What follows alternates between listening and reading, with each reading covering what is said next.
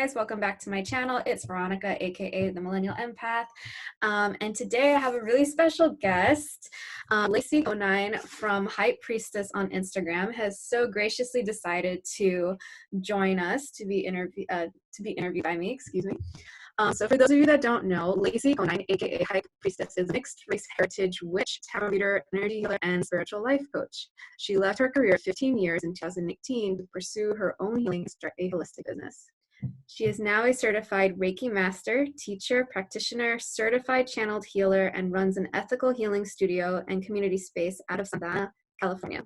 Lacey hosts Witch Walk, also in Santana, a monthly vending event for witches, healers, spiritualists, and occultists, and proudly hosts ethical vendors who represent the following communities: witches, LGBTQIA, Black, Indigenous people of color, disabled bodies, fat bodies, immigrants, financially disparaged folks, and women with an X / Femmes.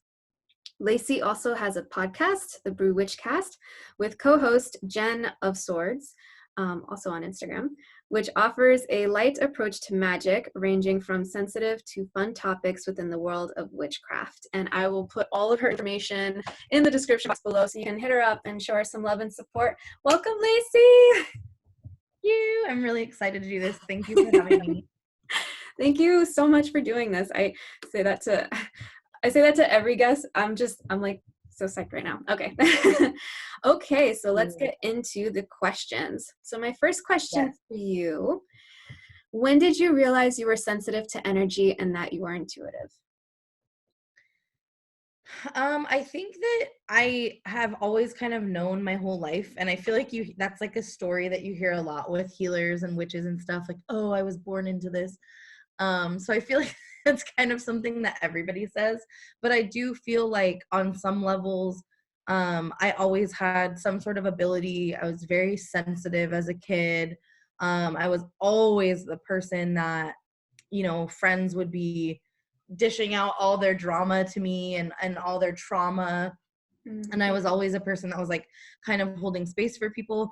But I think the moment that I accepted it on a higher level, as like, I guess as far as like having a career, would definitely be 2014, 2015. So like 5 or 6 years ago, when I kind of had like my real spiritual awakening and started going on this path. So kind of my whole life, but really the bigger portion of it would be the last 5 years, which a lot of people have woken up during that time. Yeah.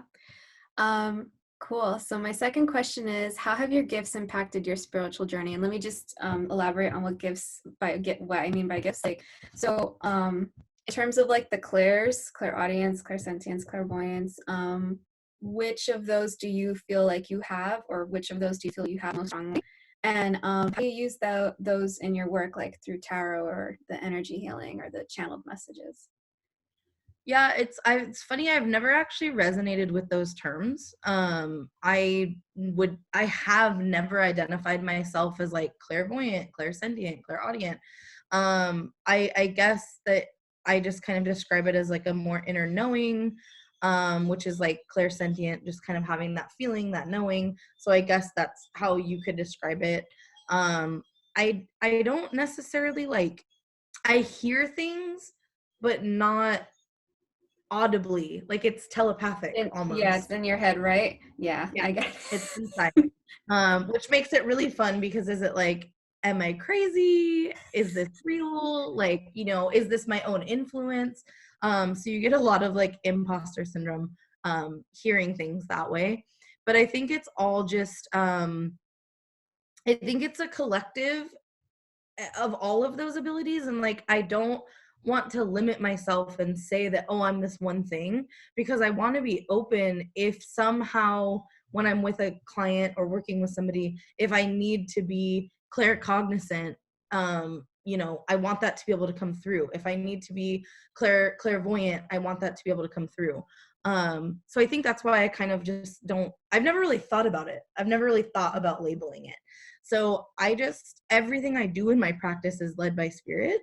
So I kind of just let that be the guiding source. Like when we we get together and I do a session with somebody, I don't really know what's going to happen. Like, I have a general idea, but it is very spirit led. And that's why I don't really advertise my services as like, connecting, I will connect you to a past life. I will connect you to an ancestor. You might not be ready for that information. And so I'm not going to connect you with those things if that's not where spirit's guiding me. So I hope that answers that question. No, that's great. I've never heard of it that way. And the more that I do like this like decolonization work that we're going to get into later, the more I kind of feel like, wow, this feels different. Like what you just said is so different from everything that I've ever heard. So, but it feels good. And it makes sense. Okay. So my next question is, your Instagram has many thought-provoking posts where you speak very candidly about your experience as a white passing woman and your privilege. How did you begin your journey in unpacking it, and what have you learned thus far from it? Oh my goodness. I would say this journey definitely began probably before I was going through my spiritual awakening, and just being on platforms like Tumblr, and having this notion of like white privilege coming through. And I had never heard of that. And it was, of course, my privilege to not have had heard of that, or have had to have heard of that. I grew up in Washington State, which is not super diverse. I didn't go to a school with a lot of different races and ethnicities. So it was something I never really had to think about. But something that kind of followed me my whole life was when I lived in Washington, I was Mexican. Like that was very prominent. When you lived in Washington and you had like tan skin, you were your ethnicity. Moving down to California, I moved down here in 2006. It was like, that was all erased. I was not Mexican enough. And, up north, I wasn't white enough. So that's kind of always been a part of my journey and my experience. But I can say that there's definitely been a time where I didn't take it seriously. It's not that I didn't believe in privilege, but it was my privilege to not have to do anything about it. And I was definitely in that state of mind before my spiritual awakening, as well as going through the beginning stages of my spiritual awakening. And I think one of the examples of that is like learning the slur gypsy. And when I was first starting out on my journey, I would use that hashtag. And there would be people that would, gently call me out and be like, hey, just so you know, like that's a slur. Here's some information about it. And I would literally just be like, what, like, I don't think it's a slur, so I'm gonna keep using it. So that's one example of kind of where I've come from. And I think people look to me as being like this prime example of like unpacking your privilege. And it's like, maybe I am, because I think a lot of that unpacking your privilege journey is the space where you didn't unpack it when you knew that it was a problem. And so that's where my work really came from.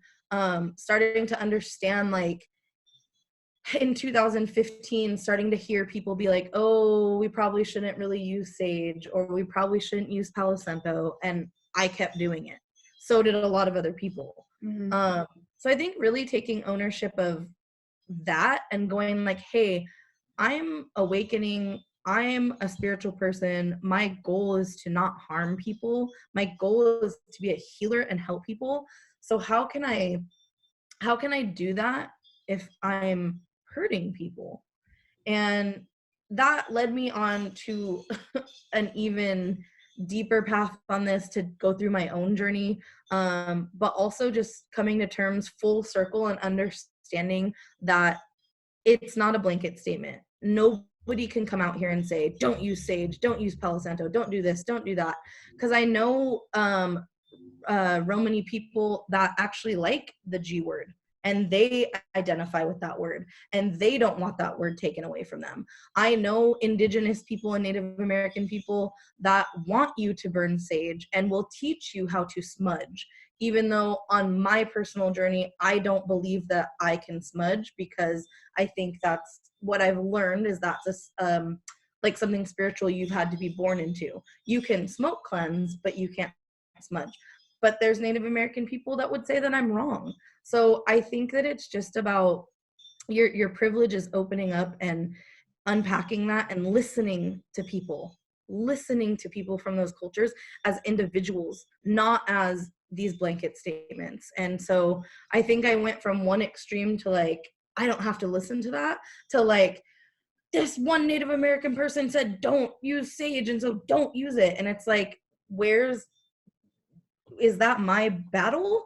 And then how do I leverage my whiteness to make that fight when people need me to fight with them? So I just said a lot. So hopefully that answered your question. And then I don't know if you have follow-up questions.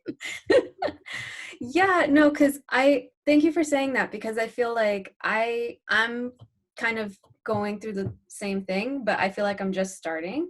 So with the whole like the sage discussion is a good one, because I remember I was I think it was your podcast where I was listening to this one episode that you had said you shared an experience that happened to you with this this healer that was doing a drum circle, but was not in any way affiliated with the tradition. And it was just like, I thought about it and I was like, yeah, that doesn't make any sense.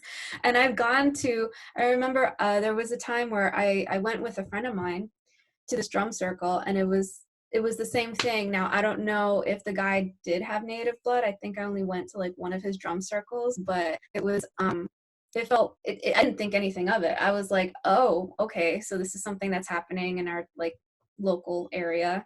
We don't really have healers like that, like out there like that. And this was being done in a church too. So I was like, I don't know why I didn't think that was weird. Oh my God. But yeah, there's like different conversations going on within, I guess the communities themselves. Like as you said, like there's some Native people that are like, don't do that, because that's like you're appropriating it. And then there are some Native people that are actually like, you know what, it's okay, and this is how you do it. So it's like, that's where I'm at too, because a part of me feels like I'll swing all the way to the other side. Yeah. So because I don't want to like disrespect or like dishonor anyone or like piss anyone off, especially marginalized communities, because like they've already been through a lot. So why can't they have what is rightfully theirs, is my thinking. I think also it's like when your intentions are pure and you're coming from a place of wanting to learn and show reverence and respect, I think it's okay to have a learning curve. Like, we're not going to know everything right away about appropriation. And like I said, it's a case-to-case basis. If Indigenous people invite you to their powwow or their sacred space, go and enjoy that, be a part of that. But again, I think it's this place where it has to be individuals. You have to talk to individuals and learn from individuals, and be willing to pay individuals for the information, because like brown people aren't here to teach white people, as Hollywood would depict so often. And then the white person becomes a master, like that. Well, that's what happened, right? That's what's happened with these indigenous religions and with other cultures. White folks are actually, especially, this is not my tradition, and I don't want to speak too much on it, but from other people I've learned from in the hoodoo tradition, white folks have really taken over that area and have become the experts. And that's not right, in my opinion, and the people that I follow in that tradition. That's not right. It should be the capitalized Black folks with that ancestry and lineage that are leading that. And so you see that in so many religions and traditions and spirituality where white folks are the face. And, you know, you talk about the drum circle, and it's like, you know, I'm not saying that all white people that drum and do shamanic healing are bad. That's not what I'm saying. I'm just saying, is there someone else that we could be supporting? Is there someone else that their face should be the face of this healing or, you know, business? Yeah. Okay, so to that, I would say, I'm moving on to the next question. Would you say that your intuition is what guided you and that it continues to guide you towards seeing your experience through more awakened eyes? Ooh, the connection was a little cut out. I didn't hear the last part. Sorry. Yeah, I'll re-say it. Would you say that your intuition guided you and that it continues to guide you to seeing your experience through more awakened eyes? Yeah. Wow. I think that I'm playing through that in my mind. I'm like, is intuition the only way to connect to source? And I don't know. I don't know if I have the answer to that. I feel like your intuition is such a blessed part of ourselves that we don't always get to explore because it is like a feminine aspect and we reside in a patriarchy. Intuition isn't something that we all have the access and ability to access. Not everybody is in a safe space to do that. So I think that's a really deep question. For me, yes, absolutely. My intuition has 100% led me to where I am. And it's funny you bring that up because in my old job, my old career, one of the things we would always talk about is intuition versus like textbook data, I guess, and like finding the happy medium. And I was always so much more on the spectrum of intuition, even though I had the knowledge and the textbook definition and the wherewithal to do that side of things, the more masculine side of things. I would still be a little bit more intuitive, and a lot of times was kind of not punished for that, but definitely like, Lacey, come back over to this side of things. Like, and so that was so against my intuition and my better knowing to like fall back into place and go, okay, yeah, you're right. Like, I'm being too emotional about this. But it's like thinking about capitalism and being in a corporation as a boss, as a manager, somebody who manages people, I have to manage whether people are going to eat and have safety and security. And like, you know, one of the things they always feed you in corporate is like, you don't fire anybody, they fire themselves.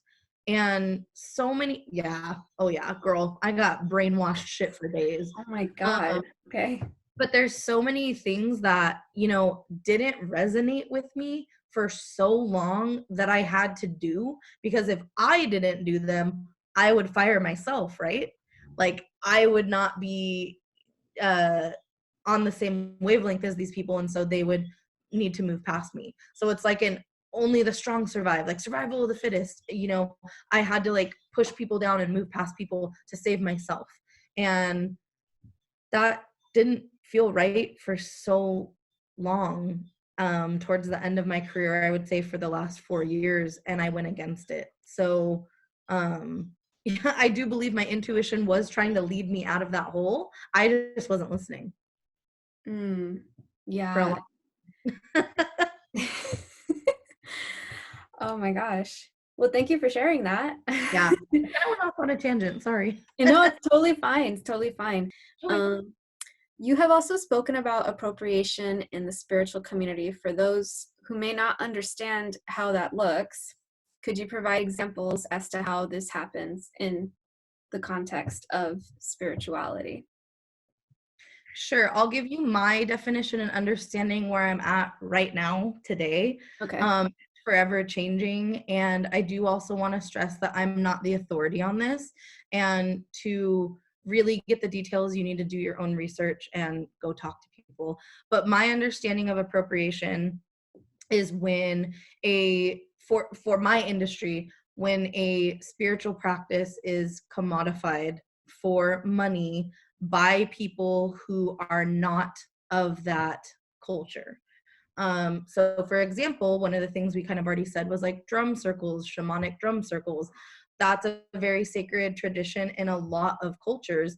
And a lot of people outside of those cultures kind of romanticize them and take some of the, I guess, root and spirituality out of it to provide a service, but they're charging money. And a lot of times they're charging way more than what, you know, is tradition. Or a lot of times in those traditions, you don't charge, like it's a community thing, which is a whole nother topic, charging for spirituality, which obviously I believe in because that's my job.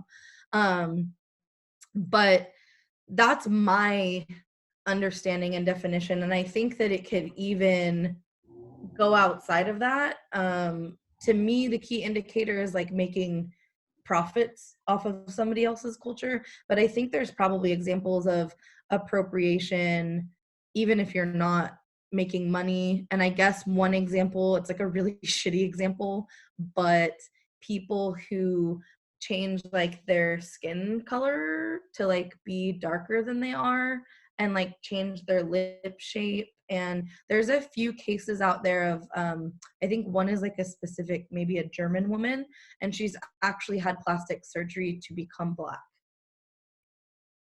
Oh God. No. So Oh obviously God. she's not making money off of that, but I think you would still find that in some regards like that is appropriation. She's appropriating somebody else's culture. You know, the Kardashians, Ariana Grande, which is actually her name, Grande, not Grande. She doesn't correct people on that. She's Italian, not Mexican. They're making money, like the Kardashians and Ariana, they're making money off of that stuff. But that's another example of, I guess people would call that being like a culture vulture. I know like Gwen Stefani has been called that in the past when she wears like the bindies and she has her like love angel music baby lamb Asian characters that are like her pets, kind of like she did that in the early 2000s. Yeah. So you know, things like that I guess could also be seen as appropriation. I just think I really look at it kind of from my industry and where I'm at in the Okay. spiritual industry.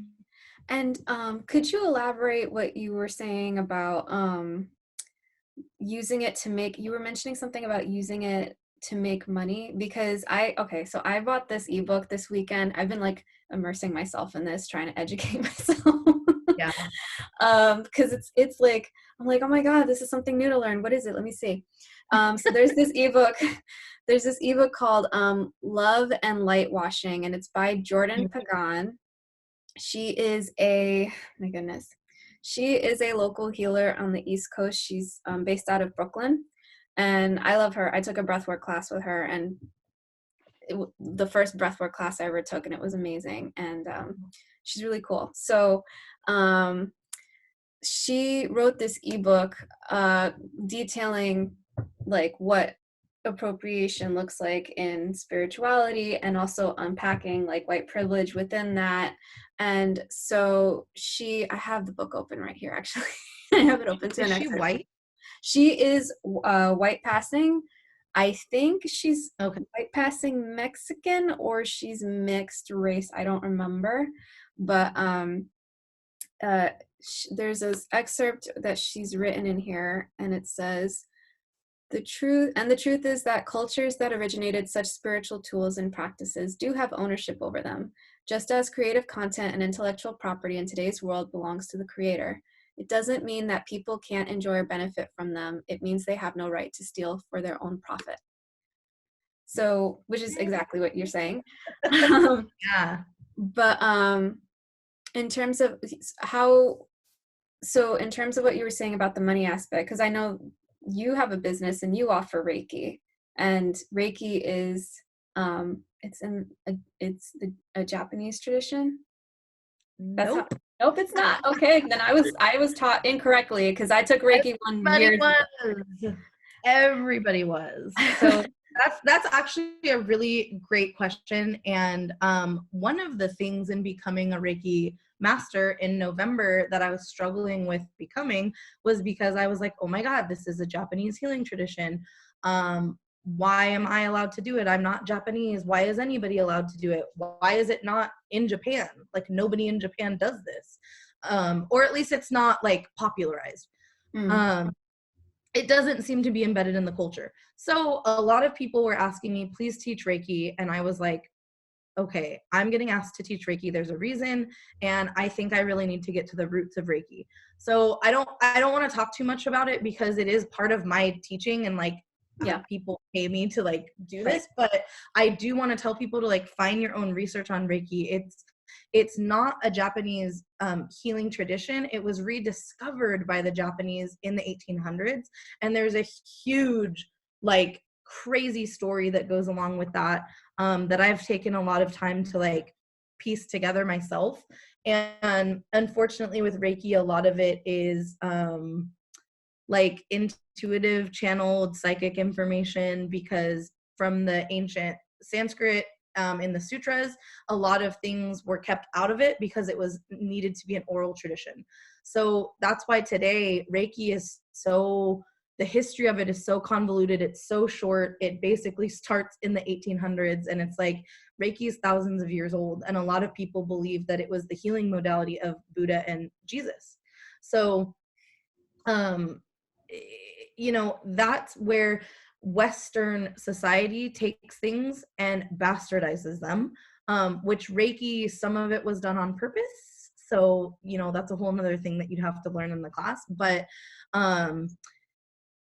yoga is a great example, which is a hot topic right now, where several Indian yogis are kind of coming out and saying, hey, can white people stop doing yoga and like stop saying namaste, and like that's ours, and you're not doing yoga, you're doing exercise.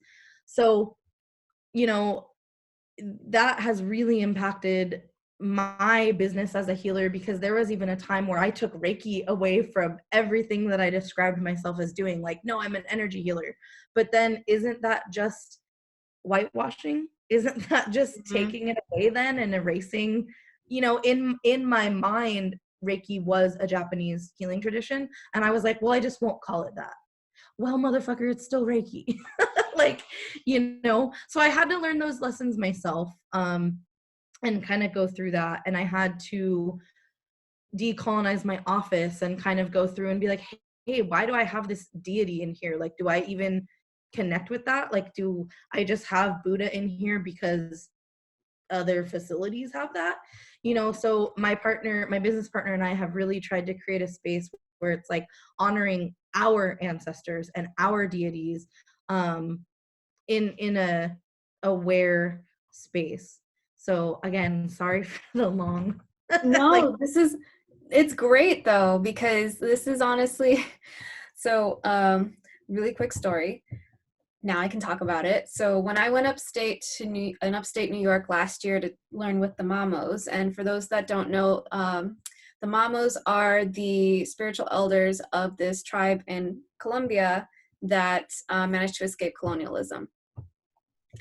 The way that they teach is kind of akin to how you're speaking, because they don't follow a linear train of thought. And it was funny because when I was up there for like those 5 days learning from them, sitting in ceremony with them, and they would like tell us stories that were passed down to them, they would jump all over the place. And then my Western mind was like, wait, wait, what happened to that guy? yes. No, so this is great. So, okay, so next question. Okay. Has your, as you've been like recognizing where appropriation has been happening within the spiritual community, has it made you more, I mean, I think I know the answer to this question, but I'll ask it anyway. Has this made you more sensitive to seeing not just the blatant appropriation, Urban Outfitters, but also the subtle forms of it? And also, do you have any examples of what a subtle form of appropriation would be? Yeah, so I definitely think that just being a sensitive person in general, like I'm always kind of sensitive to where we're harming people or each other, once I have that like awareness unlocked. So that's what I was saying in the beginning when I was having this pull of like, I understand like white privilege, but I don't want to worry about it. It was so hard for me. That was like going against my intuition to be like, I'm just going to ignore that. It hurt me because I knew that it was wrong. So I do think I've become very sensitive to it, but I also have to say, like, in my sensitivity and because of how I run Witch Walk, which is so public facing, I've really had to learn this. Witch Walk is truly where I've had to learn to listen to people and to always hear the side of the oppressed first. And behind the scenes, I've been in battles with people, white people, that I've told no to. To And I've actually, participate? Sorry, to participate as like a vendor? yeah.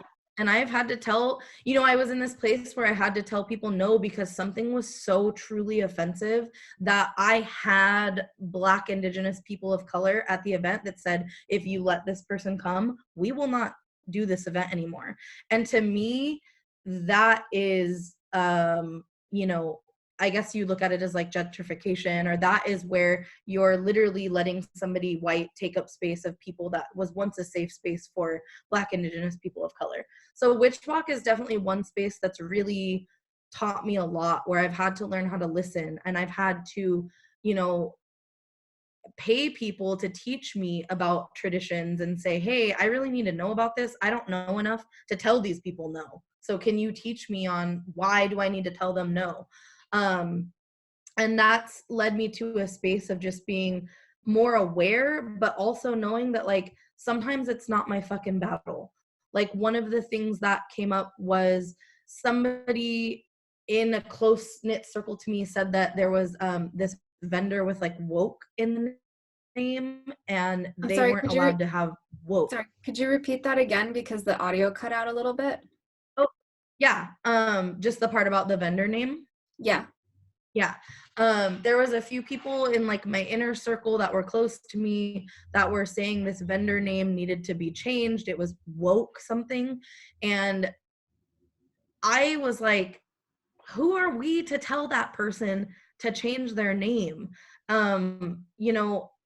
Because apparently woke can be offensive to some capitalized Black people. And I'm just like, we're not Black. Who are we to say that's going to offend a Black person?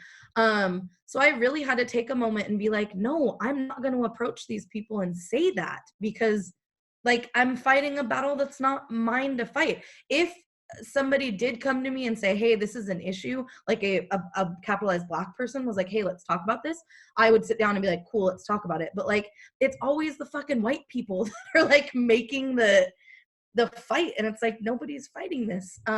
So I kind of learned through that to have this open platform where at Witch Walk with the vendors, we challenge the vendor that if you are coming on board with this event, you are consciously and deeply vetting your brand, experience, and products. And if you at whatever level feel like it should be at Witch Walk, then you need to be prepared as a vendor to face the repercussions of the community coming to you and saying, hey, why are you selling this white sage? Where is it sourced from? What's your tradition? What tribe are you a part of?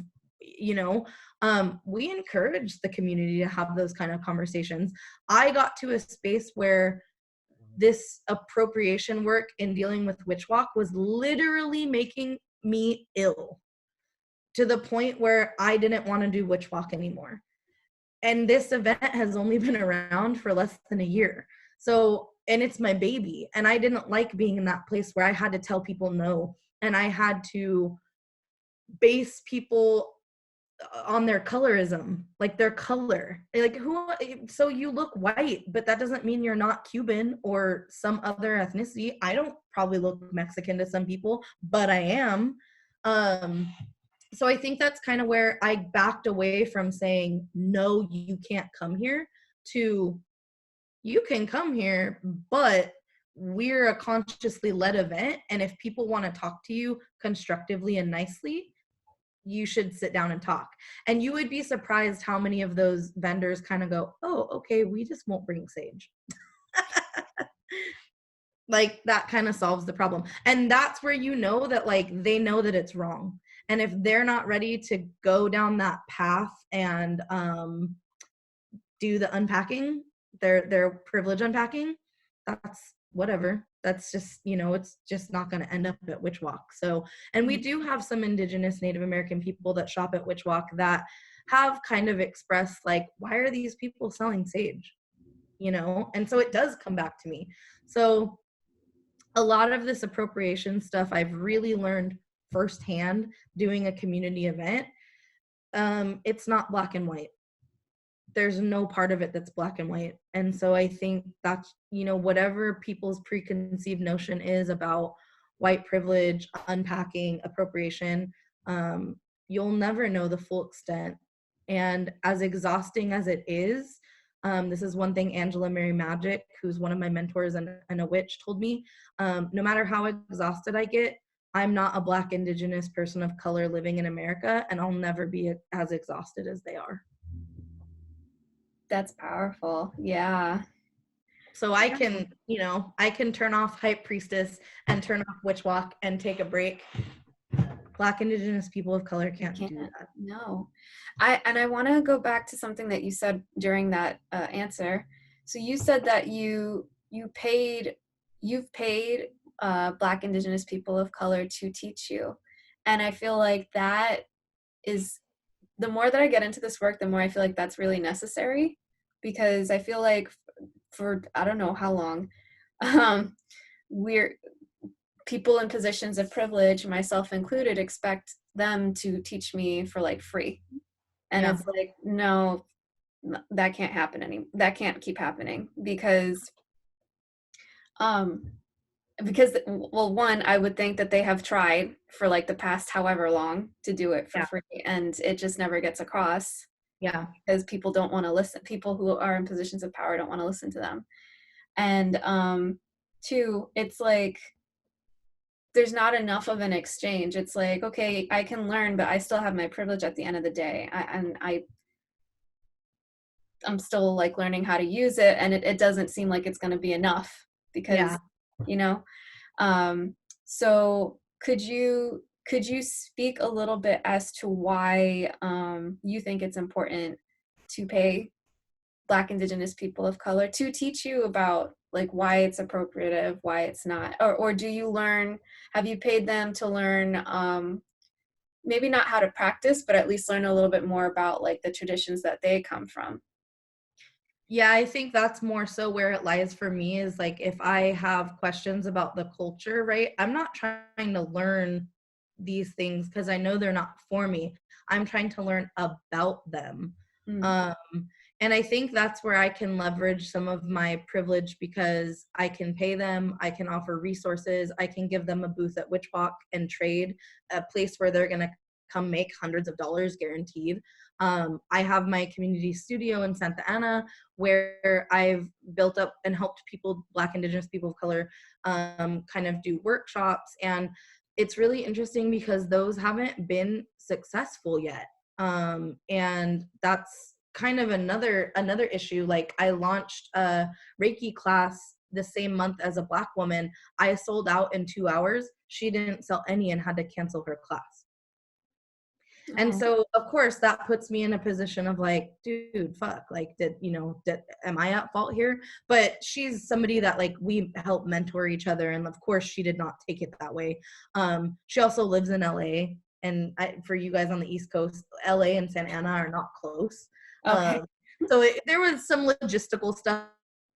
I immediately went to like, oh my God, like I ruined it for her. My clientele is also not her clientele. So, different people. But, I think it's important to pay Black, Indigenous people of color because we pay white people for the same thing. Like, and at higher prices. yes, Yeah. absolutely. Absolutely.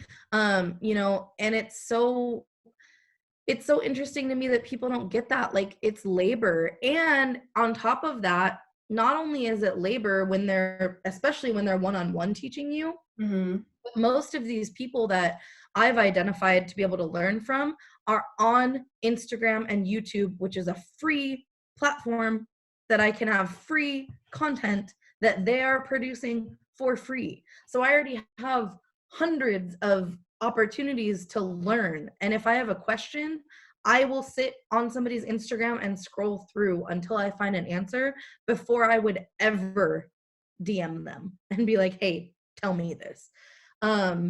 It's amazing to me how entitled people are to your energy. So I do think it's very important to pay everybody, but especially Black, Indigenous people of color. It's kind of, I don't know, maybe this is not even the best way to say this, but it's kind of a part of like reparations. Like, we really need to be paying just for their existence, to be honest. And I mean, we've taken just so much, like not even like outside, like pop culture wise, just like Black culture gets taken. We live on stolen land, every single one of us. So it makes sense to me. Yeah, you can't escape it. And that's what I was saying with like Ariana Grande and Kardashians. It's like, girls, you guys need to chill. Like, come on now. And if people can't see that, I'm like, somebody posted a picture of one of the Kardashians the other day, and I literally thought it was Beyonce. Like, I literally looked at the picture and thought she was Beyonce. So it's like, come on now. It's an issue. Okay, so my next question is, how have you, or how do you respond to someone who you see is clearly appropriating another culture's spiritual practice? That's really, really hard. Again, it's one of those things that it's not necessarily a black and white answer. It depends on the person, my relationship to the person, what is their relationship to my community. When it's something that I'm in control of, like Witch Walk, I'm definitely going to be more vocal about it. There's definitely been some folks that have like advertised things to sell at Witch Walk that I've been like, hey, just so you know, I'm not promoting that. So if you think I'm going to like repost it or share it, I'm not going to. You do that all you want. I'm not going to be a part of that. I think you can get lost and go down a hole, especially on social media. If you see, like, the thing that makes me cringe is when I see like the G word as somebody's name on Instagram, like Sun Moon G word, Gypsy. Oh, okay. So like when I see that, like I cringe, but like, is it my responsibility to DM that person and go, excuse me, like, let me tell you about these people?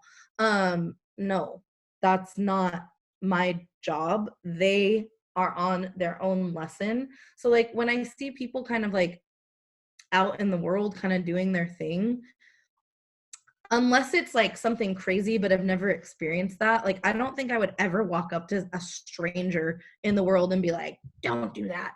But if it's something that's like engaging with me and like we're having a conversation, I'm definitely going to talk about it.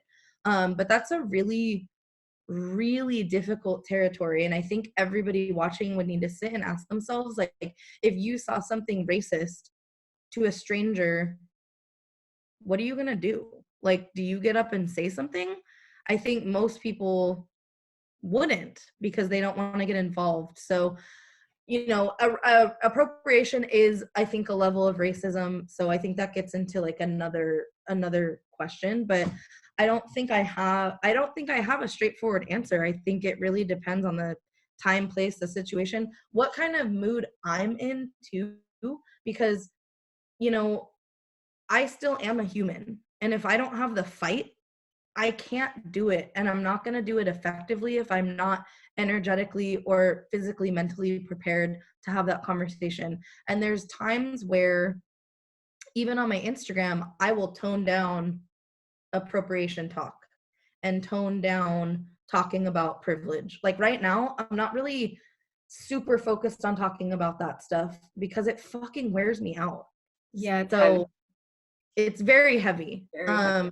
And I'm holding space for a lot of people. So it's a lot. And there will be waves of me going through like hardcore like appropriation and like supremacy talk. And then there's times where I'm just like, dude, I just want to post a meme and laugh. So I think it's a balance. It's a really great question.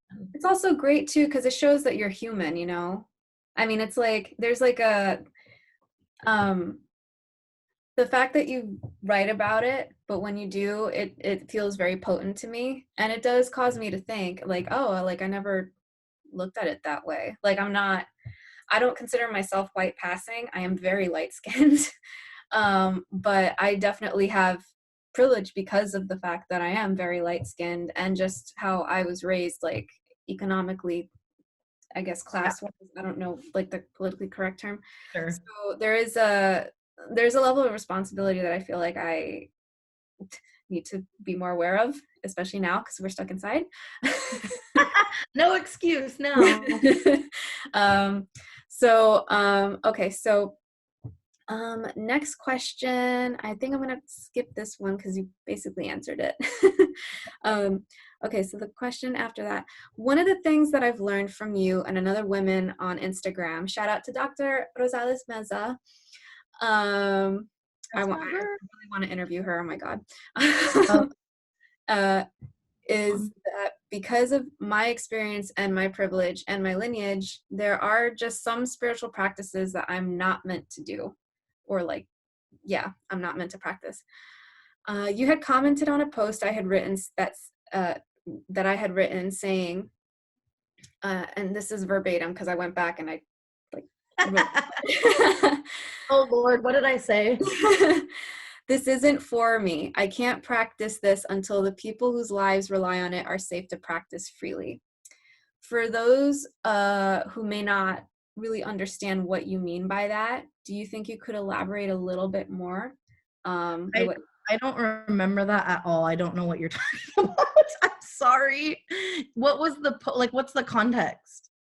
I had said on my Instagram, like in the description section, I was saying how I have realized that not every spiritual practice that's out there, like I am meant to practice because of where my roots are from, because of the privilege that I experience, and because of just my experience, like period. In general, yeah. And the part that I had wanted to like really call out and have you elaborate more is when you said, you said you have to realize that not everything, I mean, I'm paraphrasing because I wrote it out. You have to realize that not everything is meant to be practiced, or you can't practice it until the people whose lives rely on it are safe to practice freely. Yes. Okay. I understand now. Yeah. So in the 1970s, it was illegal for Native Americans to practice their religious ceremonies. That was 50 years ago. So in my mom's lifetime, people in our country that we stole their land, they were not allowed to practice their religion and I guess maybe they don't call it religion, but their spiritual practice. Which their spiritual practice is a part of their daily life. It's like living and breathing. So to be condemned by our government, a government that they don't believe in and shouldn't have to, is really disgusting and disheartening. So that's kind of where you started to see like the plastic shamanism. And why should they be allowed, white folks or white passing folks, presenting folks, why should they be allowed to smoke do smoke cleanses with sage if Native American people Yeah. weren't even able to do that. Or they probably had to practice in So I secret. think that, what was that? Or they probably practice in secret, I think Yeah. is what, okay. Yep. Yeah. Absolutely. I'm sure like that's like, again, it's their spiritual belief, it's their practice. You know, and I this kind of links to like when you asked me what's the definition of appropriation. I do think that you can be called to work with different cultures and deities that speak to you, and I think that's okay in the privacy and comfort of your home and your spiritual practice. So if you can find ethically sourced sage and support Native Americans, and you're called to do drumming and to do healing, and that's your personal thing, then great. But it's once it's flipped into commodifying it and taking money and support away from the actual people that need it, that's when it becomes an issue, Mm. in my opinion. All right, thank you for that. Hopefully that answers your question on that one. Yeah, no, I feel like it does. Okay, so my next question after that, you're like the first guest that I've had on where I've asked this many questions Woo-hoo! Girl, you know I could talk forever. to. Okay, so next question. You provide a variety of services to your clients, and I remember reading in one of your Instagram posts, and I do think you mentioned it like several minutes ago, that you were starting to hold space for women of color in person, like in Santa Ana.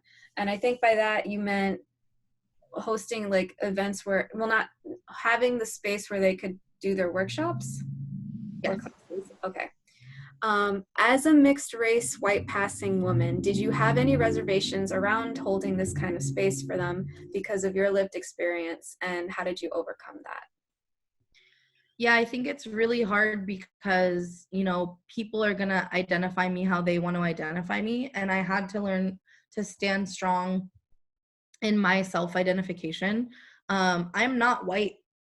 Like, whether you want to call me white or not, like, I'm not. That's a part of me. But I have never in my life defined myself as a white person. Even being disconnected from Mexican culture.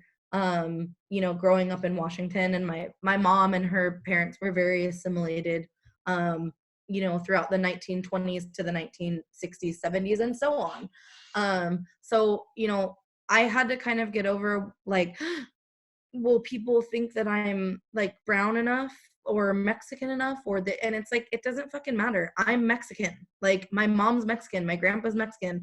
We're like, my family's from Mexico. So I kind of had to just get over that part of things. And I think, you know, you already mentioned Dr. Rosales Mesa. She's really helped me embrace that with her women's circles. And honestly, she did a women's circle live at my studio. She was one of the people that like helped me actually have that come to fruition. And I learned from her and her women of color circles, just by accepting me in that circle, that I was worthy and valued in that community. And there was so many women in these circles that look just like me, that are lighter skinned than me, that are darker skinned than me. And it felt good to be like, it doesn't matter. Like, it doesn't matter what our skin looks like. We feel it.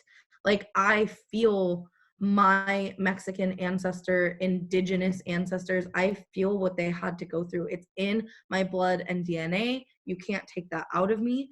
And I think once I was able to have help standing firm in that and like my self-identity, I felt a little stronger to hold that space for other people. But it is definitely still a struggle. Like, even just the other day, I was with one of my close friends, and, you know, she said something to me like, "Oh, but you're white." And it was just like, you know me, and you know the struggle I go through. You know what I talk to on my about on my platform, and like, you're still going to identify me as white. Like, that kind of hurts a little bit, you know? So I can't say that I'm above it, and I can't say that it doesn't hurt me and I'm not still learning. I'm in progress. I'm a work in progress. So I've made it to the point where I would love to work with more women of color and hold that space. But I'm still learning and growing. And it's also, I feel like you're also using, like, I think you said this also, you're using your privilege of the space that you do have to share like the resources that you have with these people so that you can get their messages out in there. Yep. Yeah. Yeah, all that too with like the office space. Obviously, like it's not open right now because of Yeah. our buddy COVID, but it is like if women of color or LGBTQIA want to rent the space, it's on their terms. So like, what can you afford? What is my value to you? Instead of me placing a value on them and going like, you will pay me 25%. I had this like open kind of door policy where it was like, what do you think you should pay me? What is my studio space worth to you? What can you afford? And I've had people use it for free, and I've had people pay me, you know, a couple dollars to a couple $100 to use the space. And that's fine. That's what it's for. It's so interesting too, because I feel like that's where we're kind of, the world is kind of shifting a little bit more towards, I hope Sliding not. scale. Yeah.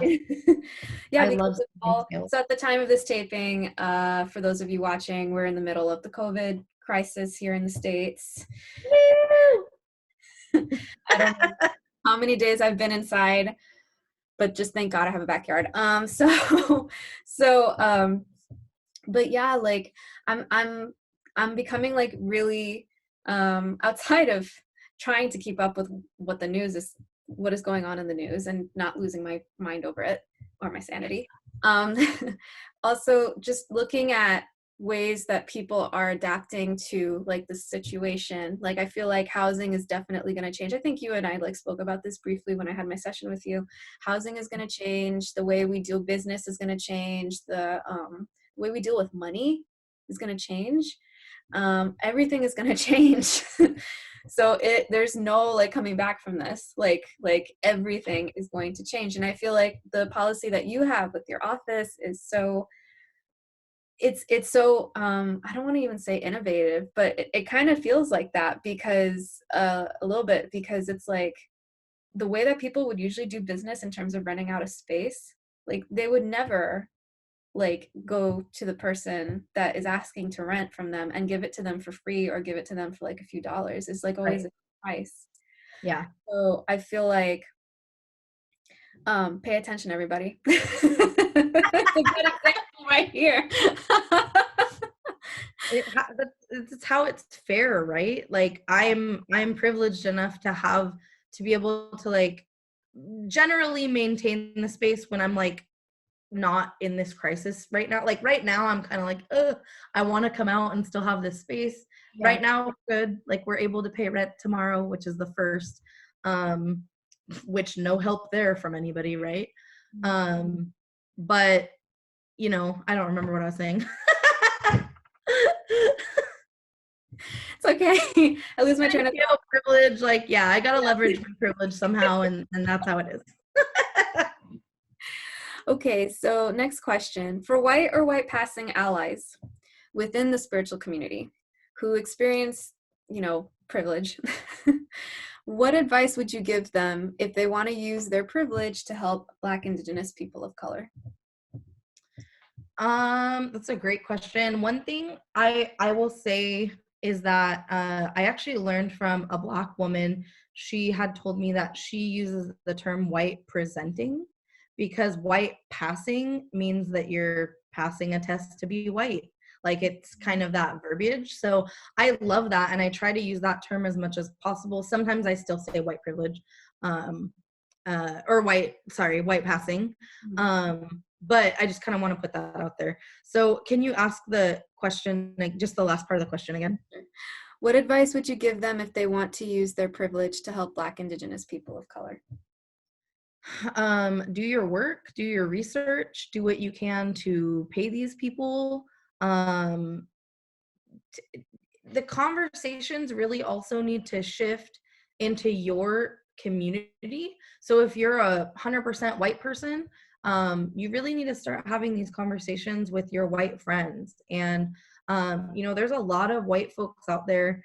I don't know that particularly will be watching this, but there's a lot of white folks that like don't even have any Black friends or Indigenous friends.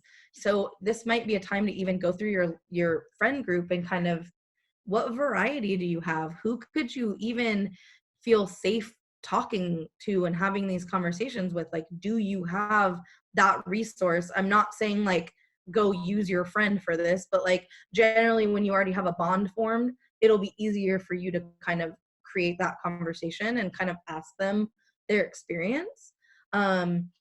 If you don't have any friends that are Black, Indigenous, or people of color, that's the problem, right? So I think that, you know, you've got to, the reality is that people are waking up to this and they need to start taking it seriously. But I do understand and honor that everybody's on their own path. There's definitely ignorant people that are never going to acknowledge this in this lifetime. Okay. So I think, as you grow and progress, like be willing to do the work and like work on unpacking your privilege and all that, and then take it to spaces where you can help educate other people in your innermost group. And I think that's like a lot of work, and that's a really good place to start. And don't be surprised of what's going to be asked of you to give up along the way, you know what I mean? Which is what I feel like I feel like the conversation is, which I also kind of read in Love and Light Washing, the ebook. By the way, guys, follow a Star Apothecary on Instagram. That's where I got the ebook from. Because she talks about how white people or white presenting people are so used to the power that comes with that because of the social structures that we live in.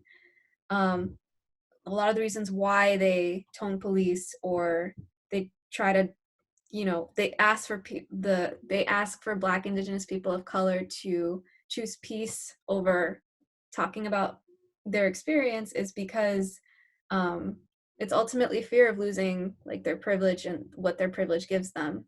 But I mean, we all have to stand on the same at this point, I would think, after I don't know how many years of colonization.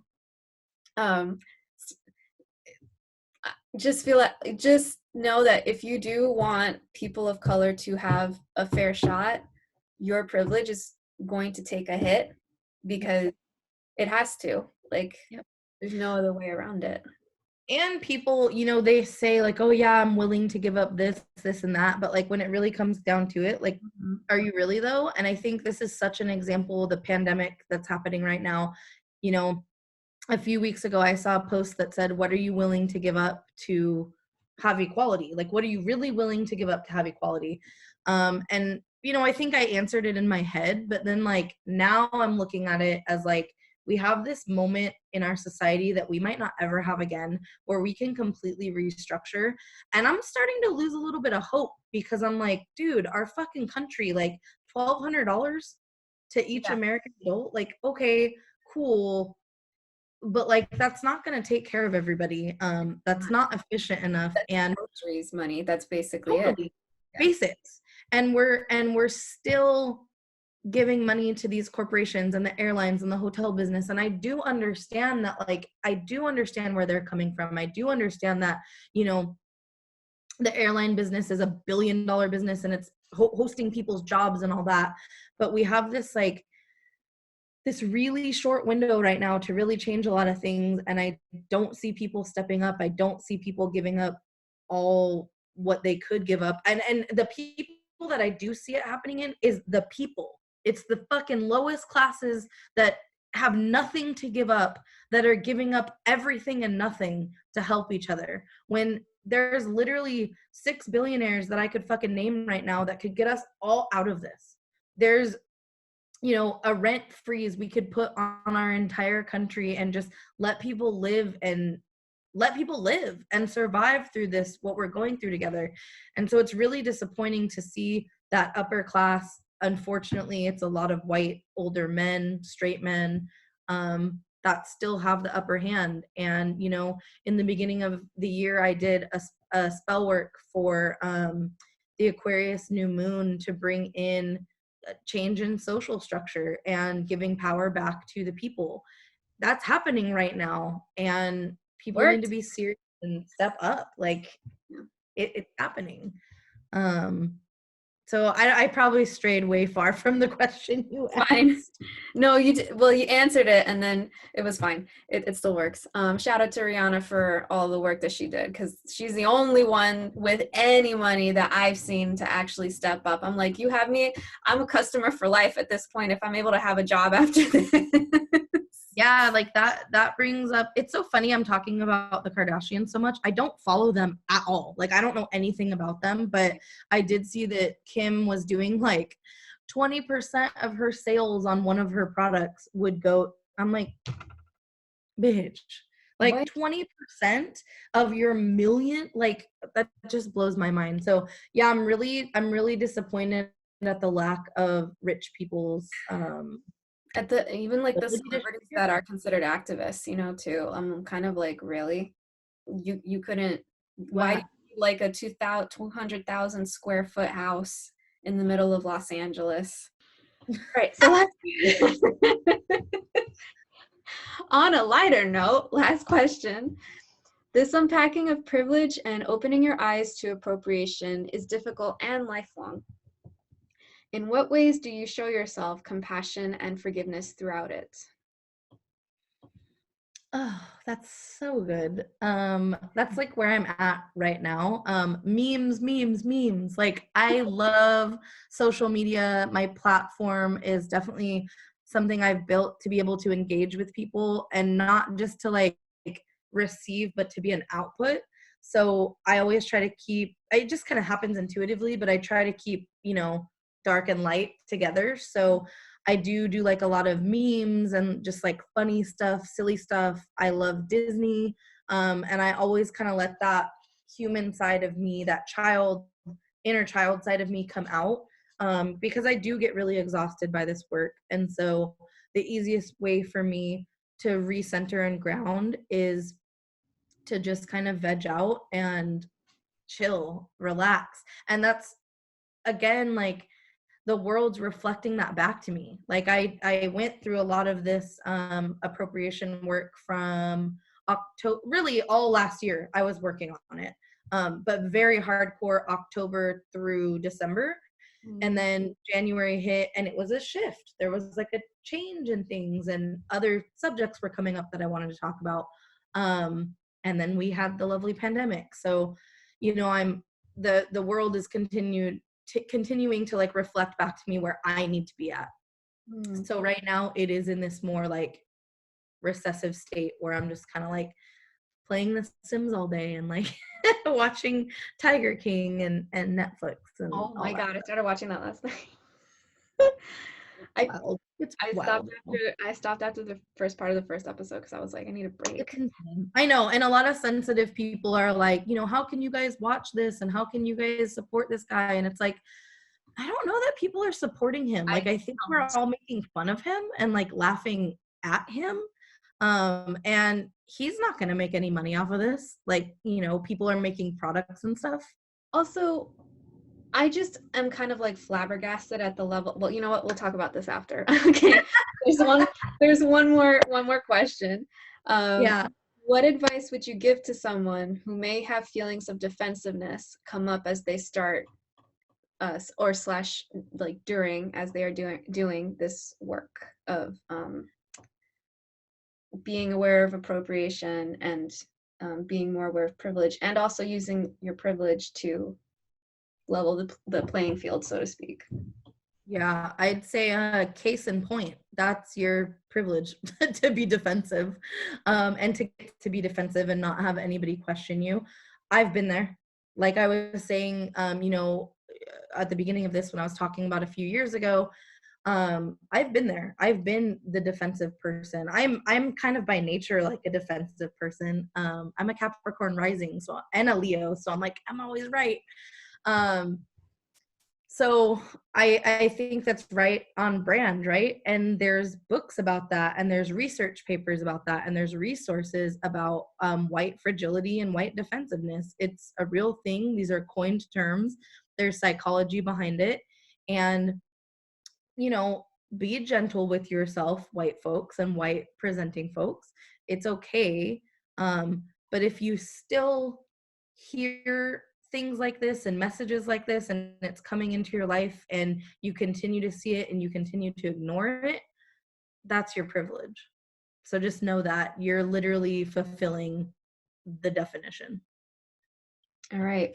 Well, thank you so much again, Lacey. And where can people, are you having any kind of like Reiki sessions happening soon, or like, are you teaching Reiki soon? Are there any events that you're hosting soon, either in person or online now?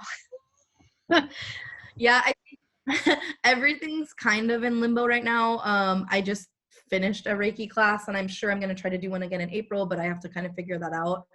I have my sessions right now that people can book with me, and I think I have some new offerings that I'm going to start making. This quarantine time has kind of led me to go, oh, there's a need for something else, and that people are requesting of me. So I'm going to work on that. It's a much more intimate, like healer, business witch kind of stuff that I'm going to work one-on-one with healers that want to have spiritual businesses.